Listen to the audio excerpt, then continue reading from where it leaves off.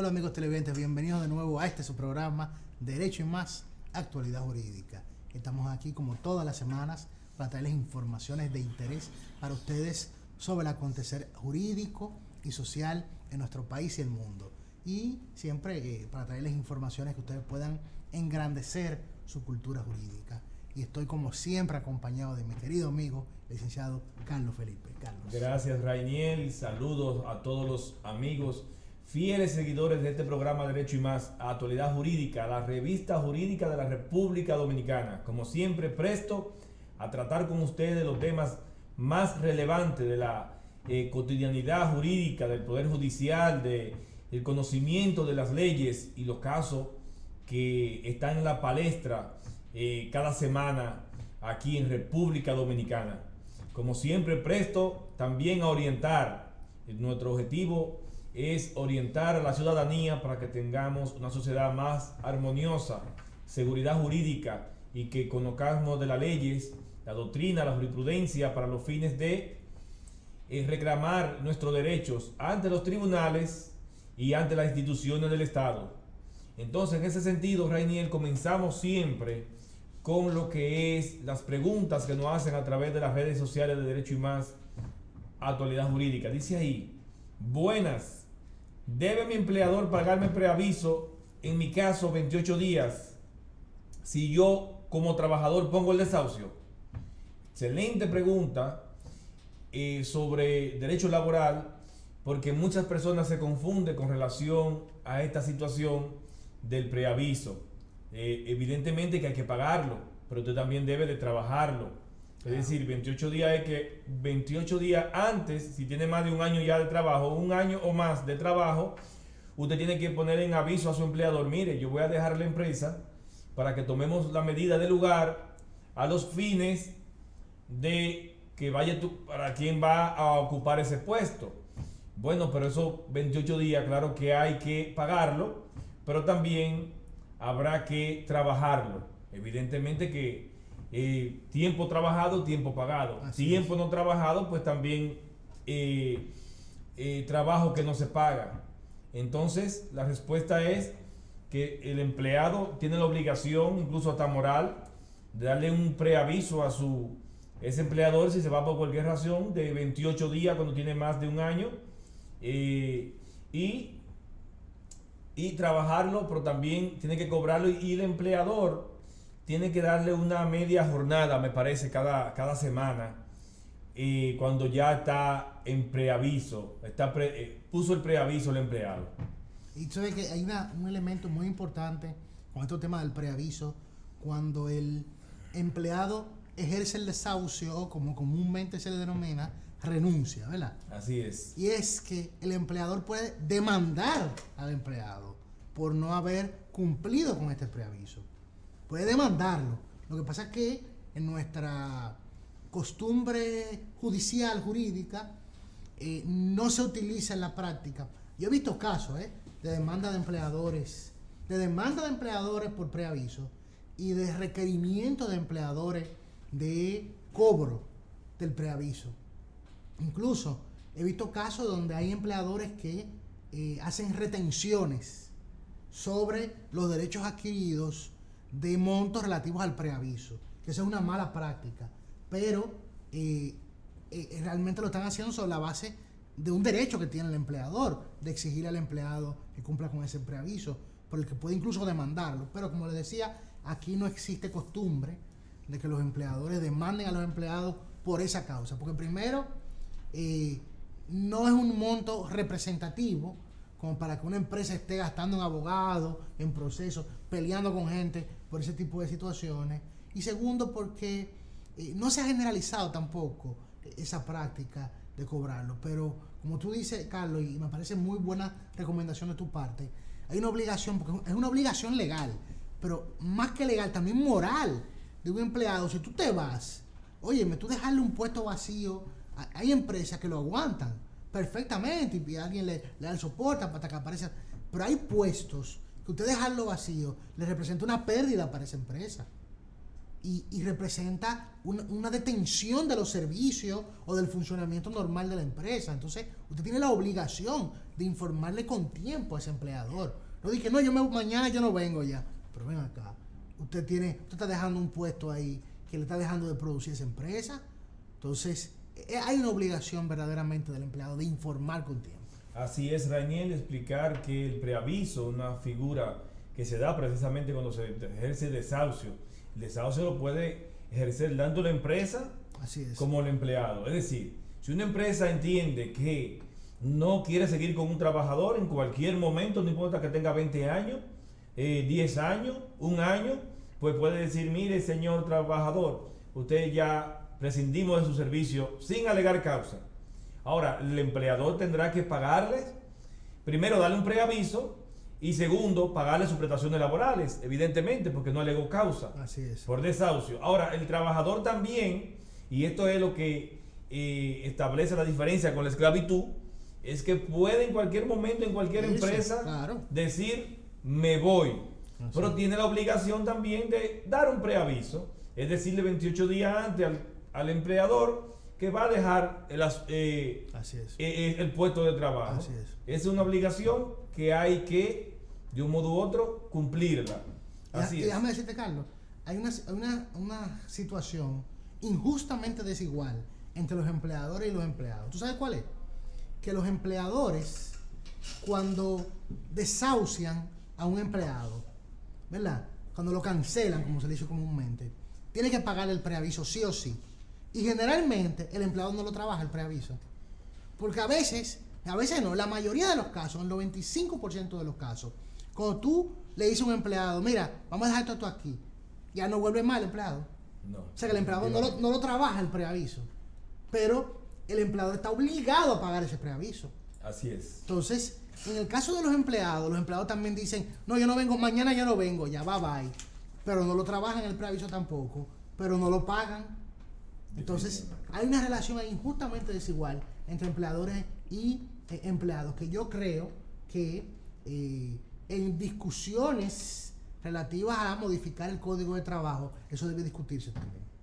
Eso debe discutirse como el tema de la cesantía, que no quiere que se hable de eso, de hablar de cesantía, pero vamos a hablar también de preaviso, además de cesantía. Y vuelvo y repito, Carlos, porque tú lo sabes, yo no estoy de acuerdo con la cesantía, pero no que se elimine completamente, sino que se sustituya por otro mecanismo. Vamos a seguir otro tema, señor director. La siguiente pregunta, que ese tema no me gusta. La siguiente pregunta dice, saludos, ¿puedo quitarle el apellido paterno a mis hijos, ya que su padre está ausente en su vida? Tremenda pregunta. Una madre diciendo que el padre no está presente en la vida de sus hijos y puede quitarle el apellido paterno. Yo entiendo que no, que ese padre, aunque no haya dado un solo centavo y no esté presente, tiene el derecho de tener, es decir, le corresponde ese apellido, esa paternidad. Lo que le recomendamos y le hemos dicho es que hay como 179 municipios, ¿verdad? En cada municipio de la República Dominicana hay un juzgado de paz. Es el tribunal por el cual se reclama, por ejemplo, la pensión alimentaria. La madre, incluso yo entiendo personalmente que se hace un favor al padre irresponsable que no está presente, por lo menos de ponerle una buena pensión para el sostenimiento, para la ayuda, la educación y el bienestar de sus hijos. Así es. Entonces, la recomendación a las madres, en vez de buscar, ¿por qué? Porque es un derecho también, es decir, esos niños que tienen un padre ausente necesitan una figura paterna, aunque no esté ahí, pero ese de buscar ese alejamiento entre el padre porque no cumple con la pensión o que no está presente, entiendo que no es la vía correcta. Esa separación entre el padre y el hijo, bueno, porque el padre se portó mal. Yo entiendo que incluso no le dé nada, ya le está ayudando diciéndole, mira, ese es tu padre, por lo menos salúdalo, comparte. Sí. Ahora, nuestra recomendación siempre ha sido exija el derecho, no por usted, porque hay mucha gente que por cultura, por ego, por situación, no, yo no voy a buscar. Hay que hacerlo. No por usted, sino por sus hijos. Incluso ya el padre, cuando vea mensualmente que tiene que aflojar una cantidad de valores o dineros para la manutención de sus hijos, cuando viene a ver, se pone presente en la vida de los hijos, Sí. porque está invirtiendo como quiera. Muchas veces hacen eso para huir de las responsabilidades que le corresponden como padre. Y ojo, mañana si ese señor, porque la vida, ¿verdad?, tiene como un karma, una situación que la vida va y viene. Ese señor se pone viejecito y esos hijos, según la ley de envejeciente, esos hijos van a tener que cargar con la pensión alimentaria de ese señor. Aún él no cumplió con la de ellos. Así es. Así es. Lo que va bien. Entonces la recomendación es reclamar la pensión alimentaria y no quitarle el lazo parental entre padre e hijo. Carlos, ahí incluso esa pregunta es muy buena. Y viéndola, por ejemplo, desde el lado del menor, ese menor tiene un derecho constitucional a la identidad. Entonces, si por ejemplo pretendiera la madre quitarle el apellido por un tema de orgullo, ¿verdad?, de descontento, de inconformidad, ese menor está protegido por ese derecho a la identidad. Entonces, eso sería prácticamente imposible. Pero hay algo más también ahí, con lo que tú mencionabas, Carlos, que es el tema de esa paternidad responsable. Por eso que hay estados, no necesariamente por el tema de paternidad responsable, sino por un control poblacional, ¿verdad? Como por ejemplo en el caso de China, que tiene unas limitantes para la cantidad de hijos que se pueden tener, pero llegará el momento en que para tener hijos habrá que tener permiso del Estado para usted poder tener un hijo, y que ese permiso será no solamente a personas que tengan la capacidad económica de sustentar ese hijo, sino también la capacidad emocional, moral, porque, óyeme, hay gente que tiene hijos y se desconectan de esos hijos de una forma que uno no lo entiende. Uno dice, pero ¿cómo una persona puede tener un hijo y desconectarse de ese hijo de una forma y nunca haber participado en la vida de ese hijo? O sea, es una cosa que a mí, por ejemplo, que gracias a Dios tuve mis dos padres que me criaron durante toda mi vida, padres presentes. Para mí eso es una cosa absurda. Por ejemplo, en el caso tuyo, Carlos, que tú tienes tus dos niños y tú eres un padre presente. Y para personas como nosotros es absurdo, es una cosa que no tiene sentido que una persona tenga un hijo y no participe en la vida de ese hijo. De ninguna manera, porque, como tú dices, tal vez vamos a obligarlo a pagar. Y eso, al menos obligándolo a pagar, lo obligamos de alguna manera, ¿verdad?, a participar en la vida del hijo. Oye, buscar hasta ese mecanismo para una gente que no quiere voluntariamente participar en la vida de sus hijos es una cosa absurda. Entonces, no son personas que no están emocionalmente capacitados para tener hijos. Y eso, al final, a quien le hace daño es al niño. Y el niño tiene un interés, hay un derecho que se llama interés superior del niño, que es un derecho, y Carlos ha hablado aquí de ese derecho.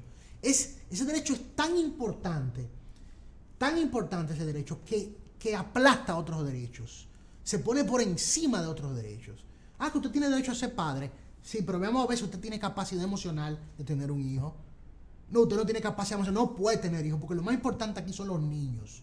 Ese es el futuro. Y si usted va a tener un hijo para no ser parte de su vida, para no darle la atención, el cariño, la disciplina que necesita ese niño, usted no puede tener hijos. Entonces, llegará el momento, yo creo, en que el Estado, nosotros vivimos prácticamente en una sociedad con un Estado benefactor, un Estado papá, que se mete en casi todas las cosas de la sociedad, de la interacción humana, que yo creo que tendrá que llegar el día, lamentablemente, en que hasta para eso se necesite un permiso, porque la verdad es que hay cosas absurdas que pasan con el tema de la crianza y de los niños. Un estado paternalista. Yo particularmente me gusta el principio de la mínima intervención del Estado. Sí, yo estoy de acuerdo contigo. A mí me gusta la mínima intervención. Porque todo lo otro me huele a izquierda. y a dictadura. Dictadura y eso. Sí. Y de verdad que debemos buscar siempre las leyes, la constitución que rijan los reglamentos. Pero aunque tú no lo creas, Carlos, nosotros vivimos en dictaduras de derecha, Nosotros vivimos en dictaduras de derecha. O sea, no digo que en República Dominicana hay dictadura, sino que estos estados paternalistas, porque lo estamos hablando en un sentido jurídicamente, ¿qué es un estado paternalista? Un estado que se mete en todas las cosas que hace un ciudadano. Por ejemplo, tú hablas de la mínima intervención y tú te vas, por ejemplo, a autores como Ronald Dworkin que hablan de mínima intervención y cosas como que el Estado te diga a ti, usted tiene que ponerse el cinturón de seguridad, es una intervención grosera en tu vida privada. ¿Por qué yo tengo que ponerme? Si yo me quiero matar, yo quiero andar en mi vehículo, me llevé la para y me fui y me maté, eso es problema mío. Pero ¿qué pasa? El Estado es paternalista y se mete en tu vida y te dice, no, tú no te puedes matar, yo te voy a cuidar de que tú te mates, te voy a poner tu cinturón. Entonces, eso es un Estado paternalista. Y eso son dictaduras de derecha, Yo entiendo, Rainier, que vivimos en un Estado social, democrático y de derecho. Y social significa que tenga un control social, que ayude a la sociedad, que vele por la educación, vele por el bienestar de la sociedad. Por los derechos fundamentales. Pero no me gusta esa idea de como tú me dices, ¿cómo que tú dices? ¿Un Estado? Una dictadura de derecha. No, aquí no se ve ninguna dictadura de derecha. Es un Estado social, democrático y de derecho. Los estados que se inmiscuyen si alguien quiere abocarse para otra vía, como andan por ahí por Latinoamérica, entonces estamos nosotros los abogados para luchar para que aquí se cumpla con la ley y la Constitución. Así es. Evidentemente que tenemos muchas situaciones por las cuales avanzar para desarrollarnos como sistema social, democrático y de derecho. Pero estamos en el sendero. No, pero yo te voy a decir una cosa, Carlos. Hemos avanzado. Tú que me conoces, yo soy un defensor de la libertad. Claro. Absolutamente. Incluso todo lo que se me vuele a restringir libertades me aborrece inmediatamente. Incluso, hoy te digo, por eso te digo, estoy de acuerdo contigo cuando tú hablas de mínima intervención, que es una teoría política y jurídica, la mínima intervención del Estado. Yo siempre he estado de acuerdo con eso. Porque incluso los capitalistas más acérrimos son pro mínima intervención. ¿Tú sabes por qué? Mínima intervención del mercado. No le gusta que el Estado se meta y limite el mercado, de que poner límite de precio. Eso, yo estoy en contra de todo eso, de limitar precios, de limitar el comercio, de limitar las relaciones mercantiles. Por supuesto que estoy en contra de todo eso. Pero cuando yo hablo, por ejemplo, de un Estado que se inmiscuye al momento de autorizar, por ejemplo, a una persona para ser padre, yo creo que es una figura que pudiera fácilmente estar de acuerdo con el sistema que nosotros tenemos hoy en día. Porque nosotros tenemos un Estado que se inmiscuye en muchísimas cosas que no debería inmiscuirse. Que no debería inmiscuirse. Tenemos un Estado que se inmiscuye en muchísimas cosas. Entonces, pero jurídicamente hablando, no estamos hablando en el sentido dictatorial, sino jurídicamente hablando, en lo que se refiere a las leyes, a las normas, regulan aspectos de la vida que son muy íntimos, muy personales, y lo hace el Estado. Entonces, hablar de un Estado que diga, óyeme, los niños son el futuro, y no todo y es una mentira lo que yo estoy diciendo, de que no todo el mundo está capacitado para ser padre o madre. Eso no es una mentira, eso no es un secreto para nadie. Y que el Estado diga, espérate, vamos a empezar a regular a quién puede y quién no puede ser padre. Porque es que ustedes nada más hay que buscar, hacer una investigación de campo y ver muchas relaciones paternales, muchas familias cómo están construidas, donde hay padres sumamente irresponsables. ¿Pero por qué? Porque no es un tema económico necesariamente, es un tema emocional, psíquico, y esas son personas que usted con una evaluación previa puede determinar si tiene o no tiene la capacidad. Entonces dice, mira, esta persona es muy inmadura. Si tiene un hijo, probablemente, como está en fiestar todavía, va a dejar al hijo solo en la casa y se va a ir a fiestar. Entonces, es una persona que no está capacitada para ser padre. Entonces, el Estado pudiera inmiscuirse en ese tipo de cosas. De manera trata, Rainier, tal vez pudiera tener cierta lógica o cierto asidero. Sin embargo, los casos jurídicos siempre son en concreto y tienen muchas variables. Hay muchas personas que son irresponsables, sí, y desde que dan el salto de que Dios le manda un hijo, sí, ¿verdad?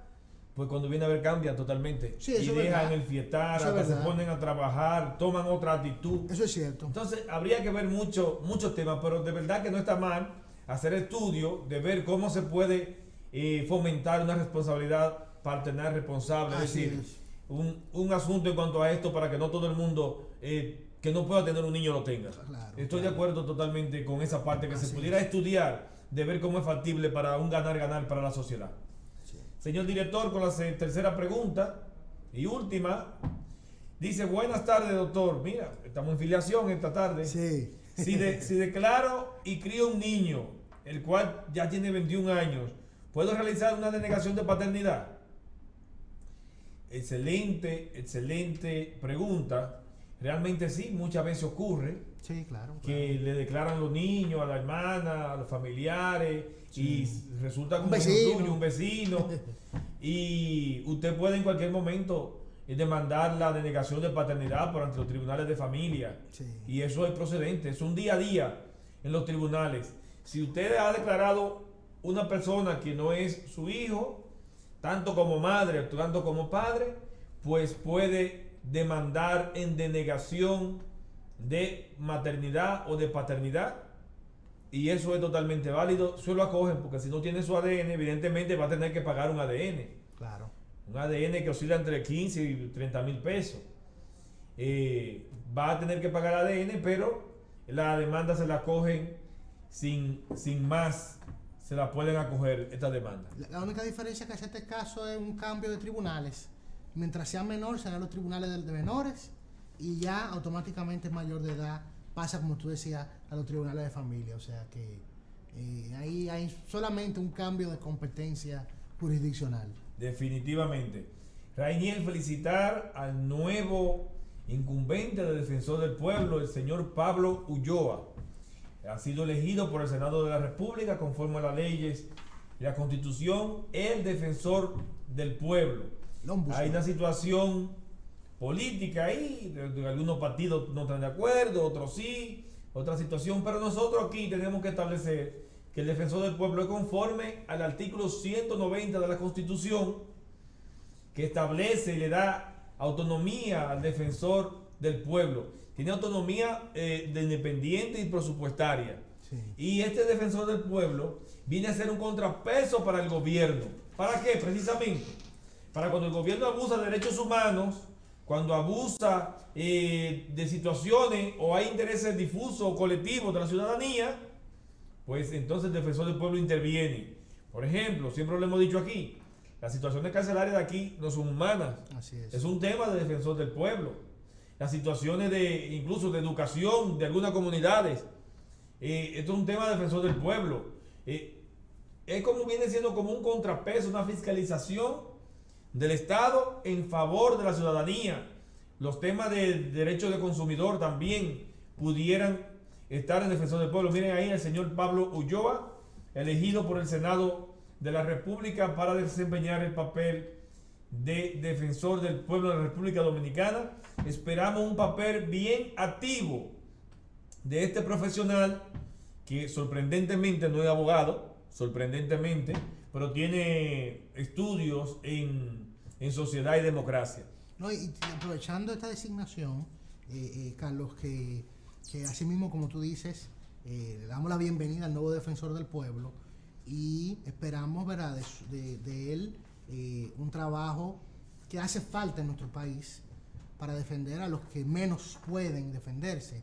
Y aprovechando igualmente para felicitar a doña Zoila, que entonces se retira de la posición como defensora del pueblo. Y yo creo que, a pesar de que tal vez la figura del defensor del pueblo, hasta por un tema de recursos de la institución, no era tan visible, yo creo que el trabajo que hizo doña Zoila fue muy importante. ¿Tú sabes por qué?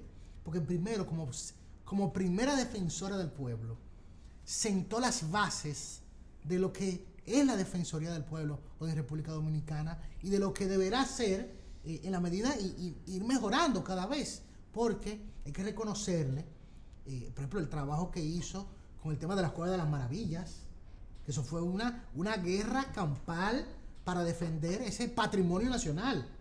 ¿Tú entiendes? Entonces, eso, entre otras situaciones, y por ejemplo, la Defensoría del Pueblo, que conozco del trabajo que hace la Defensoría del Pueblo, sobre todo a través de quien es el consultor, o no sé si ya habrá algún tipo de cambio, pero quien era el consultor jurídico con doña Zoila de la Defensoría del Pueblo, Nilo de la Rosa, que es mi amigo, mi querido amigo, es el trabajo que hace la Defensoría del Pueblo. Es un trabajo importante porque muchas personas se acercaban a la Defensoría del Pueblo con situaciones donde, yendo a muchísimos sitios, no habían encontrado quien los amparara. Y la Defensoría del Pueblo intervenía y los ayudaba, incluso si era necesario, interponiendo acciones judiciales, amparo entre otras cosas, ¿verdad? Pero cuando habla de amparar, es de ampararlo, de una gente desamparada que no encuentra quien lo atienda, quien lo ayude, quien lo escuche, llega aquí y le dice, no, ven aquí que te vamos a ayudar. Óyeme, eso tiene un valor en una sociedad de derecho como la que tú dices que vivimos, Carlos. Eso tiene un valor importante porque a veces la gente se siente desesperada de que va aquí, nadie te escucha, nadie te atiende, va aquí, te dicen que no, va aquí, te dicen negada su solicitud. ¿Y qué voy a hacer? Entonces la Defensoría del Pueblo está para eso, para ser ese último bastión de protección de los derechos de los ciudadanos. Yo creo que es importante que el nuevo incumbente, Pablo Ulloa, a partir de esos cimientos que construyó la doctora Zoila, con muy poco, haciendo de tripas corazón, pueda ahora hacer una institución más fortalecida, con más participación, y que incluso en cosas donde, por ejemplo, tú mismo, Carlos, has dicho, la Defensoría del Pueblo pudiera intervenir en esos casos. Debe la Defensoría del Pueblo tratar de aumentar su participación en la protección de derechos en muchísimos ámbitos, porque a veces la gente no encuentra quien los ampare. Definitivamente, Rainier, hay muchos temas en República Dominicana que el defensor del pueblo se le está esperando con las manos abiertas para que intervenga en favor de la ciudadanía. Definitivamente. Rainier también dicta 1 año de prisión contra Luis Abel Benz. Esta es la persona, conjuntamente con otros 2 que están prófugos, que se encargó de robarse los cables del Aeropuerto Internacional de las Américas, afectando a más de 3.600 personas que venían en vuelos. Se retrasaron vuelos de salir, de entrada, un caos totalmente que se armó en el Aeropuerto Internacional de las Américas a raíz de que este joven, un buzo, es decir, se dedica a la recolecta de basuras y situaciones, cables y cosas, se le ocurrió robarse los tendidos de esta pista. Ahora, eso deja mucho que decir de la seguridad del aeropuerto, que hacen gente por ahí andando en esa pista, que no lo ven, que no hay una torre de control, se supone que debe de vigilar. Además debe haber malla ciclónica que nadie puede entrar para allá. Pero estamos en el país de las maravillas, y ahí sucedió la situación donde el jovencito dice que se arrepiente, no sabía que era un asunto de tanta magnitud lo que estaba haciendo, lo que estaba realizando. Me imagino que él pensó, bueno, yo quito estos cablecitos de aquí y a lo mejor se va la luz. Se gana su chelito, donde se lo compran. Tumbó la luz del aeropuerto entero, ya tú sabes el riesgo en que puso esos aviones que estaban esperando. Pero la fiscalía lo que debe investigar es quiénes son los que compran esos cobres y esos cables robados. Claro, eso siempre se ha dicho. Esa situación. Así es. Es decir, más que esa persona que se le ve de caso de estudio y eso, no justifica ningún delito, pero también perseguir a lo que compran. Al mercado negro de cosas. Porque debe de haber algún filtro. Si ven que llegan con tantos cables de cobre, es porque de algún lado lo sacaron. Así es. No porque se lo encontraron en la calle rodando, porque nadie deja, 300 pies de alambre rodando en la calle. Así es. Tiene dueño inmediatamente, que se lo roban, igual que el asunto de la alcantarilla, que con todo esto, por ejemplo, el asunto de la alcantarilla, que se lo roban. Sí, las tapas de las alcantarillas. Las tapas, se resolvería esa situación. Que cada vez que le pase algo a un ciudadano de la República Dominicana, pues se condena al ayuntamiento y a obra pública por no tener la alcantarilla. Debería de ser. Óyeme, si pasa eso, al otro día están buscando quiénes son los que compran eso. ¿Quiénes son los que compran? Para eso todo el mundo. Le ponen candado, tienen un sistema, pero la justicia debería de dar indemnizaciones Claro. a las personas que resultamos afectadas, las gomas, Completamente los de acuerdo vehículos, contigo, gente que ha muerto y toda esa situación. El riesgo que representa tú andar en una calle y que tu vehículo caiga en una tapa de una alcantarilla que se le hayan robado, ¿verdad? Un hoyo de alcantarilla donde se haya robado la tapa, es una cosa que la gente no se imagina. Entonces, como tú dices, tú condenas al ayuntamiento por eso, pero que tenga que pagar el ayuntamiento. Que tenga que pagar. Obra pública, quien sea responsable de eso. Y al otro día, cogen para donde el jefe de la policía. Tiene que aparecer mañana, tiene que aparecer todo el que compra eso. Todo el que compra esa Porque ese es el problema, como no hay régimen de consecuencias, no pasa nada, nadie se mete con nadie, entonces todo se queda Mira, así. una de las avenidas más importantes de nosotros es la avenida Churchill. Así es. Y ahí pasan hasta meses sin una tapa Sí. en el medio de la calle. Entonces eso es terrible. Sí, así Eso es terrible. Bueno, pero todas estas situaciones debemos de ir mejorando. Y quiera Dios que en estos temas también intervenga el defensor del pueblo. Así es, debería. Para que haya consecuencias. Debería. De una manera u otra haya consecuencias. Y señores, también la palestra ahora mismo está en el trending topic. La situación de que detienen en España a Diego El Cigala, un artista que fue naturalizado dominicano Así es. y por violencia de género. Sí. Fue detenido en España y parece que va a ser sometido a un proceso. Nosotros aquí decimos que hasta que no haya una sentencia en su contra, es inocente, pero sin embargo está acusado por la fiscalía. Y la fiscalía cuando acusa porque hay alguna situación. No, hay que ver lo que pasó también. Había que ver cuáles son los... Yo esperaría la decisión final, a ver qué pasó ahí. A ver qué ha pasado con esta situación. Sí. En esa misma tesitura, Rainiel, el caso de la herencia de los Rosarios, Sí. la fiscal del Distrito Nacional, la magistrada Rosalba Ramos, le ordenó o le pidió al señor Johnny Portorreal que se entregue porque tiene 283 querellas por estafa Ahí mi madre. en la Fiscalía del Distrito Nacional. Bueno. 283 querellas por estafa en la Fiscalía del Distrito Nacional. Cosa que yo reclamo, y ese otro caso que puede intervenir el defensor del pueblo. ¿Cómo es que si usted ve que andan hasta voceando, buscando los herederos de los Rosarios, sin tener nada en la mano, sin tener nada absolutamente con relación a esto, andan buscando y hablando de este tema? Las autoridades tenían que intervenir antes, incluso, con relación a que hasta la justicia han ido. Claro. Entonces, de decir que hay 283 estafados y ahora llamar la situación, también llama la atención eso. Así es. Pero vamos a hacer una pequeña pausa para unos anuncios comerciales y volvemos en breve. No se muevan de ahí.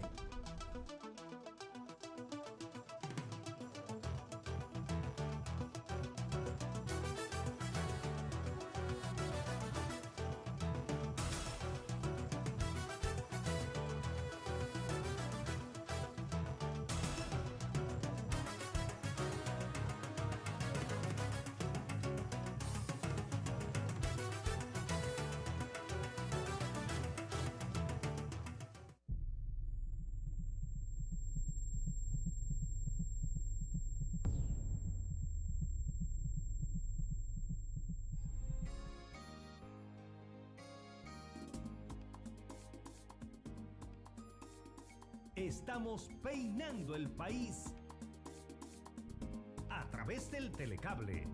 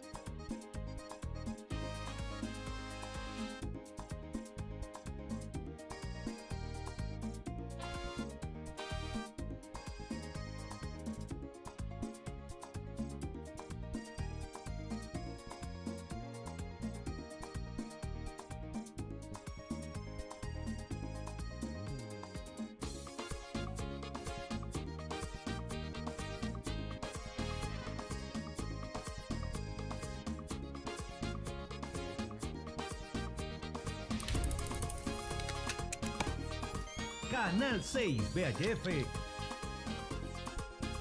y Canal del Sol 65 UHF.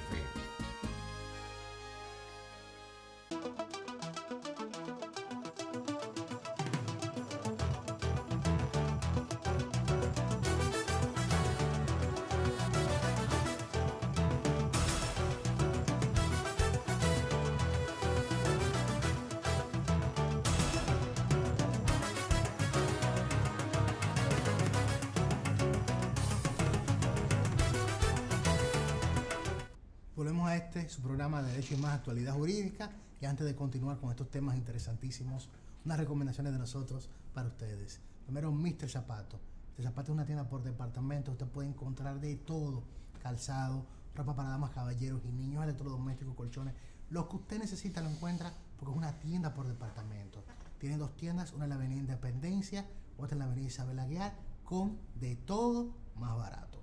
También, si tiene alguna actividad, un cumpleaños, una actividad corporativa de su empresa, un bautizo, una boda, Mr. Buffet y Restaurant, que son especialistas en paella, una comida gourmet exquisita. Puede ir directamente a la Avenida Isabel Aguiar y degustar sus exquisitos platos.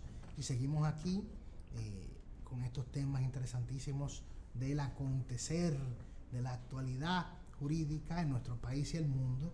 Y estamos hablando, Carlos, antes de a los anuncios comerciales, del acontecer jurídico. Estuvimos hablando de los anuncios comerciales. Así es, Rainiel, dándole siguiendo cobertura a toda esta situación, y vamos a entrar inmediatamente entonces, Rainiel, al caso de la semana. El caso de la semana que nosotros nos hemos propuesto aquí siempre traer, el caso que llama más la atención en la comunidad jurídica, es el de las entidades bancarias. Es decir, que la sentencia de la Suprema Corte de Justicia, que establece que si ya la entidad bancaria tiene un dinero de una persona en una cuenta, pues antes de disponer de este dinero debe de tener el consentimiento del titular de dichos fondos o del titular de dicha cuenta. Esta es una sentencia que ha calado mucho, porque, es decir, inmediatamente los medios de comunicación dicen: ya los bancos no podrán disponer de fondos sin el consentimiento de la persona titular de la cuenta. Evidentemente que nosotros, como abogados, hemos tenido que leer la sentencia, y este caso se contrae a que un empleador y un empleado, es decir, el empleador le depositó un dinero por error, por equivocación, a un empleado, Escordillero me parece que es el apellido. Y entonces, como reclamó: mira, se me fue por error dichos montos a dicha cuenta del empleado, pues el banco, sin consentimiento y sin hablar con el empleado, pues la devolvió. En ese sentido, es que evidentemente el banco tenía que pedirle permiso de un modo u otro para devolver dicho dinero al verdadero propietario. Ahora, lo que no tuvo en discusión, Rainiel, fue que eso fue un enriquecimiento ilícito, sin ninguna causa, un enriquecimiento sin causa por parte de esa persona, y que era ciertamente que era un error, pero ciertamente no le pidieron permiso. La Suprema Corte de Justicia lo que dijo fue que, si bien es cierto, había que pedirle permiso, pero también es cierto que primero la persona es decir, el empleador que depositó por error, que se le devolvieron, oigan, ¿cuánto? 19.800 pesos. 19.800 pesos se le reversaron, es el titular del dinero. Y que segundo, como el dinero no era de él, de esa persona empleada, pues tampoco se le ha causado un daño. Es decir, que esa persona, como quiera, pierde en primer grado, apelación y casación. Ahora quedó el precedente de que cada vez que se va a retirar dinero de la cuenta de un titular, pues el banco tiene primero que obtener el consentimiento, o tener la vía jurídica, es decir, el aval jurídico para poder retirar ese dinero de la cuenta. A mí me resultó interesante porque se podría aplicar a los préstamos, a un sinnúmero de situaciones que se dan en los bancos, que muchas veces de manera abusiva le puede retirar dinero, sí, al ciudadano, sin su consentimiento, Sí, Carlos, y pero- pagarse otros productos. No, no, Ahora, eso es verdad, pero óyeme, eso si es muy no, si no importante. tiene el consentimiento escrito, si no tiene un consentimiento escrito, Sí. pues entonces no podría hacerlo. Pero Carlos, es muy importante que para que la gente entienda. El caso que tú estás planteando es como que a mí me depositan un dinero en mi cuenta, un dinero que no es mío. La persona que lo depositó se da cuenta, llama al banco y le dice, mira, por error deposité este dinero, devuélvemelo. Y el banco se lo devuelve. Eso fue lo que pasó en este caso. O sea, le sacaron a ese señor un dinero que no era de él, sin su permiso. Uno puede decir, perfecto, hay que pedirle permiso para sacar. Ok, la mayoría de los bancos lo hacen. Porque a mí me ha pasado que me depositan un dinero por error y para retornar ese dinero, el banco me llama a mí. Mira, vamos a retornar. Y yo, sí, devuelve ese dinero. O sea, lo hacen los bancos. En ese caso, puede ser que el banco brincara el protocolo, puede ser que ese banco no lo hiciera, puede ser que en ese caso no lo hicieran. Sabrá Dios qué habrá pasado. Ahora, la gente no se debe confundir con eso. ¿Tú sabes por qué?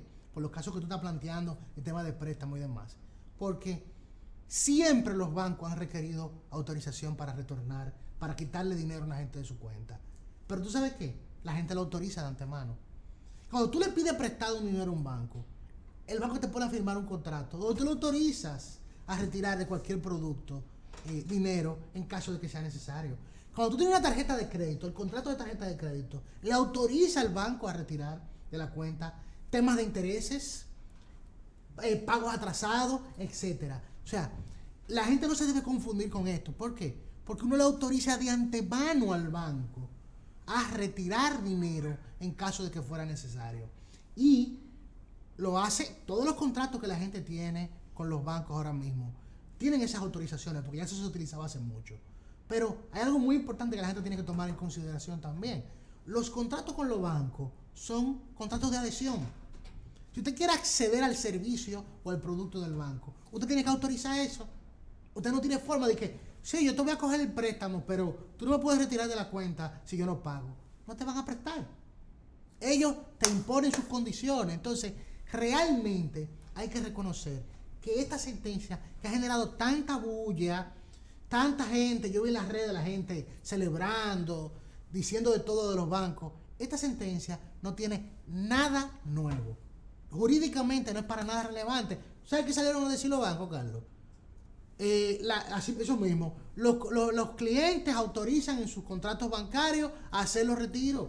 Los bancos lo dijeron de una vez. O sea, esta sentencia fue una mala interpretación de la prensa, que yo creo que a veces la prensa debe de, antes de hacer publicaciones de este tipo, asesorarse con un abogado. Que los periódicos, los medios tengan un consultor jurídico que le diga, sí, esa sentencia es relevante por esto y esto. Pero en este caso no lo era. Es una desinformación lo que ha pasado con esta sentencia. No es jurídicamente relevante en ningún sentido. Ya usted le autorizó al banco a quitarle dinero si fuera necesario de su cuenta, y cada vez que usted vaya a solicitar un producto, usted lo va a autorizar previamente. Entonces los bancos lo pueden hacer y lo van a seguir haciendo para que la gente no se confunda y no salga ahora de que a demandar y que me quitaron de la cuenta, voy a demandar. No, usted le autorizó al banco a hacer eso. Entonces, eso la gente tiene que entender, ¿no? Para que no vaya a haber después confusiones con eso. Definitivamente, Rainiel, entiendo que sí, que estoy de acuerdo contigo con relación a eso. Lamentablemente se malinterpretan las cosas, pero como quiera es bueno que se rectifique por esa sentencia de la Suprema, que los bancos tendrán que tener el permiso Claro. de cada ciudadano para retirar los emolumentos de la cuenta de cada quien. Señores, y pasar a un tema ahora mismo interesante, porque hemos visto incluso el síndico de Santiago decir que no permitirá que las personas sin vacuna entren a los lugares públicos en Santiago.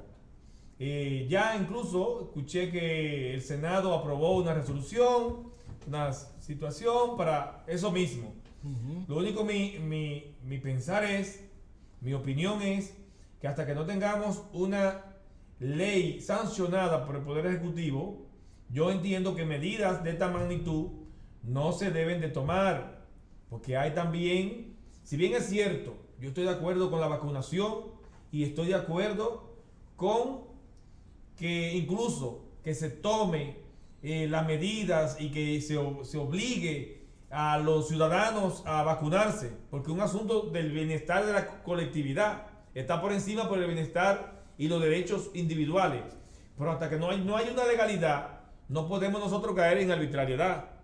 Porque todo, por ejemplo, para hacer eso, en el Senado, en el Congreso Nacional, se hace un estudio inmediatamente, se habla con expertos y toman la medida y miran el límite de la ley.